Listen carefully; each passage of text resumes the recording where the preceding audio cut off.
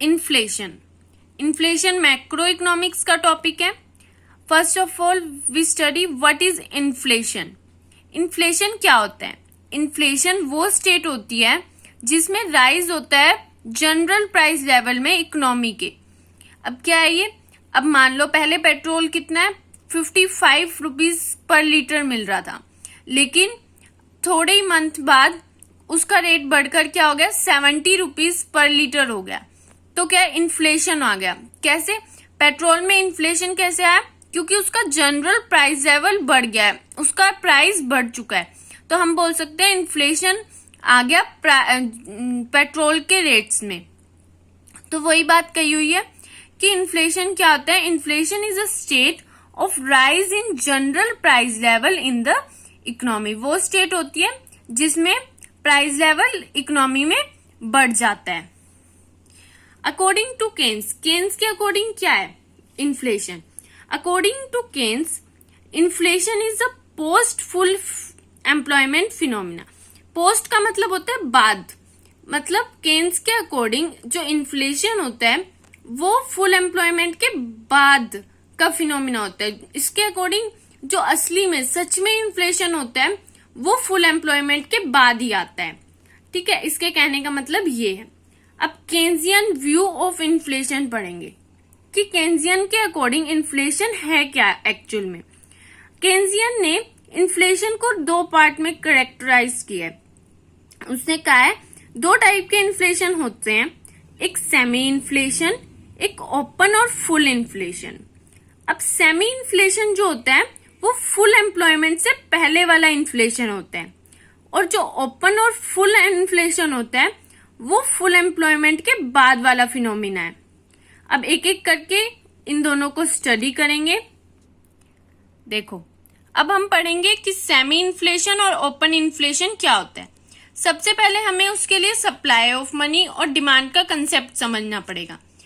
अगर supply of money बढ़ती है इकोनॉमी में, मतलब क्वांटिटी ऑफ मनी बढ़ती है इकोनॉमी में, तो क्या होएगा, लोगों के पास ज्यादा पैसा आएगा। अब मान लो पहले आपके पेरेंट्स देते थे आपको 50 रुपीज पॉकेट मनी देते थे, तो आपके पास सप्लाई ऑफ मनी कम थी, तो आप उसमें से 20 रुपीज सेव करते थे और कितने रुपए, और 30 रुपीज खर्च कर देते थे। लेकिन अब आपके पेरेंट्स आपको देने लगे 100 रुपीज। इसका मतलब क्या है, सप्लाई ऑफ मनी बढ़ गई। अब सप्लाई ऑफ मनी बढ़ने से ये क्या कह रहा है, डिमांड ऑफ गुड्स या इफेक्टिव डिमांड भी क्या करेगी, बढ़ेगी। कैसे बढ़ेगी? देखो, पहले जो था आपको 50 रुपीज मिलते थे, तो क्या 20 रुपीज आप सेव करते थे, 30 रुपीज क्या करते, 30 रुपीज का बर्गर खा लेते थे। उसके बाद क्या है, आपके पेरेंट्स ने आपको 100 रुपीज दिए, उसमें से आप क्या करोगे, 20 रुपीज सेव कर लोगे और 80 रुपीज क्या करोगे, खर्च करोगे। कैसे खर्च करोगे? अब एक की जगह आप 2 बर्गर खाने लग जाओगे और एक कोल्ड ड्रिंक पीने लग जाओगे। तो इसका मतलब डिमांड क्या होगी, बर्गर की बढ़ जाएगी और कोल्ड ड्रिंक की भी बढ़ जाएगी। इससे हमें क्या पता चला, जब सप्लाई ऑफ मनी बढ़ती है, सप्लाई ऑफ मनी इंक्रीज होती है, तो डिमांड ऑफ गुड्स या इफेक्टिव डिमांड भी क्या होती है, इंक्रीज हो जाती है। इफेक्टिव डिमांड भी गुड्स की क्या हो जाती है, इंक्रीज हो जाती है। अब देखो एक और बात, अब मान लेते हैं कि बर्गर वाले के पास ना तो बर्गर बनाने वाला है, आज मान लो कि ना तो बर्गर बनाने वाला आया, ठीक है, और क्यों नहीं आया वो, क्योंकि उसके पास ब्रेड खत्म हो गए थे बर्गर वाले के पास, और ना ही उसके पास क्या थी, टिक्की थी बनाने के लिए। इसका मतलब क्या था, उसके पास कुछ नहीं था प्रोडक्शन करने, वो बर्गर बनाना चाहता था लेकिन उसके पास कुछ था नहीं, रिसोर्सेज ही नहीं थे बर्गर बनाने के।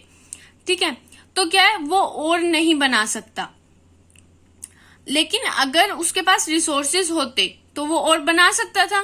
तो वही बात है, अगर रिसोर्सेज हैं before full employment, before full employment मतलब फुल एम्प्लॉयमेंट आने से पहले, इसका मतलब हमारे पास रिसोर्सेज हैं। बिफोर फुल एम्प्लॉयमेंट में हमारे पास रिसोर्सेज होते हैं। मान लो एक एग्जांपल लेते हैं फेयर लवली का। फेयर लवली की बहुत ज्यादा डिमांड है, लेकिन जो फेयर लवली है उसको बनाने का रिसोर्सेज प्रेजेंट है, मतलब मशीन भी है, लेबर भी मिल जाएगी उसको बनाने के लिए, ठीक है। तो क्या करेगी कंपनी, क्या करेगी, प्रोडक्शन बढ़ा देगी और फेयर लवली भेजने लग जाएगी अगर डिमांड बढ़ रही है तो, ठीक है। वो क्या है, बिफोर फुल एम्प्लॉयमेंट, मतलब उसके पास लेबर भी है बनाने के लिए, फेयर लवली को बनाने के लिए, और सामान जो चाहिए फेयर लवली बनाने के लिए वो भी अवेलेबल है। तो ये क्या, before full employment, resources available होंगे तो बिफोर फुल एम्प्लॉयमेंट। लेकिन अगर फेयर लवली बनाने के लिए ना तो मशीन अवेलेबल है, ना ही उसका सामान अवेलेबल है जो कि जरूरी चाहिए होता है फेयर लवली बनाने के लिए, ना ही लेबर अवेलेबल है, सारी की सारी लेबर काम पे लगी हुई है, सारी जितनी मशीन थी वो भी काम पे लगी हुई है और मशीन है नहीं। तो क्या है, वो आफ्टर फुल एम्प्लॉयमेंट है, लेकिन कि मतलब हमारे सारे रिसोर्सेज एम्प्लॉयड है, अब कोई भी रिसोर्सेज बाकी नहीं है, उसे क्या बोलेंगे, आफ्टर फुल एम्प्लॉयमेंट। अब देखो, अगर before full employment, before full employment मतलब हमारे पास रिसोर्सेज प्रेजेंट है। अगर रिसोर्सेज प्रेजेंट है, जैसे बर्गर वाले के पास टिक्की भी है और बर्गर बनाने के लिए ब्रेड भी है, तो वो क्या करेगा, इंक्रीज कर देगा। अगर डिमांड ज्यादा आएगी, लोग उसके पास ज्यादा आ रहे हैं बर्गर खाने, तो वो क्या करेगा, इंक्रीज कर देगा आउटपुट, ज्यादा बर्गर बनाने लग जाएगा। अगर उस एक से बन नहीं रहे हैं, एक बंदे से नहीं बन रहे हैं, वो क्या करेगा, अपने साथ में एक और पर्सन लगा लेगा, उसके साथ बनाना शुरू कर देगा। इसका मतलब क्या आएगी, अगर बिफोर फुल एम्प्लॉयमेंट डिमांड बढ़ती है, resources before full employment resources से पहले रिसोर्सेज प्रेजेंट है इसका मतलब, और डिमांड बढ़ रही है, तो क्या आएगा, इंक्रीज इन आउटपुट होता है और एम्प्लॉयमेंट, मतलब प्रोडक्शन भी इंक्रीज होती है और एम्प्लॉयमेंट, इंसान को एम्प्लॉयमेंट भी मिलती है। प्राइस इतना इंक्रीज नहीं होता, प्राइस 1-2 रुपए ही इंक्रीज होता है, जितनी क्वांटिटी ऑफ मनी इंक्रीज हो रही होती है उस रेशो में प्राइस इंक्रीज नहीं होता। अगर थोड़ा बहुत प्राइस होता है, मतलब मान लो थोड़ा बहुत प्राइस इंक्रीज भी होता है, पहले ब्रेड आ रहा था 10 रुपए का, अब उस दुकानदार को लगने लग गया 11 रुपए का, तो वो कुछ ज्यादा प्राइस इंक्रीज नहीं हुआ, या फिर बहुत दूर से लाना पड़ रहा है तो उसे ऑटो में आना पड़ रहा है, उसका पैसा ज्यादा लग रहा है, तो वो थोड़ा बहुत पैसा ही लगता है, ठीक है। Price increase because of hindrance in mobility of factor of production, इसे क्या कहते हैं, बोटल नेक इन्फ्लेशन, इसे क्या कहते हैं, बोटल नेक इन्फ्लेशन। और हम इसको क्या बोलते हैं, बिफोर फुल एम्प्लॉयमेंट से पहले जो इन्फ्लेशन आता है उसे क्या बोलते हैं, सेमी इन्फ्लेशन, मतलब आधा अधूरा थोड़ा बहुत इन्फ्लेशन है, सेमी मतलब थोड़ा बहुत, आधा सा।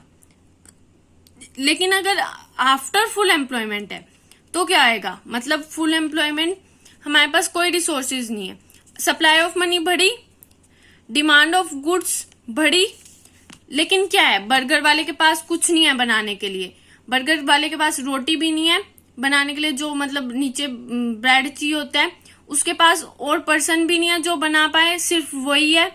तो क्या आएगा, आफ्टर फुल एम्प्लॉयमेंट, मतलब रिसोर्सेज अवेलेबल नहीं है, जितने रिसोर्सेज थे सारे लगे हुए हैं, तो क्या आएगा, वो क्या करेगा, अपने बर्गर का प्राइस बढ़ा देगा, general rise in price level, क्योंकि पॉसिबिलिटी नहीं है इंक्रीज करने की प्रोडक्शन, वो और प्रोडक्शन और बर्गर नहीं बना सकता, प्रोडक्शन नहीं इंक्रीज कर सकता, तो वो क्या कर देगा, जनरल प्राइस लेवल को इंक्रीज कर देगा, ठीक है।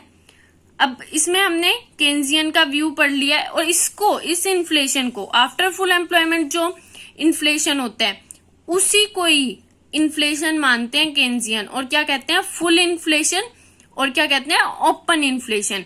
आफ्टर फुल एम्प्लॉयमेंट के बाद जो इन्फ्लेशन होता है केन्जियन उसे कहते हैं ओपन इन्फ्लेशन और फुल इन्फ्लेशन। अब इसके बाद हम टाइप्स ऑफ इन्फ्लेशन पढ़ेंगे अपनी नेक्स्ट वीडियो में।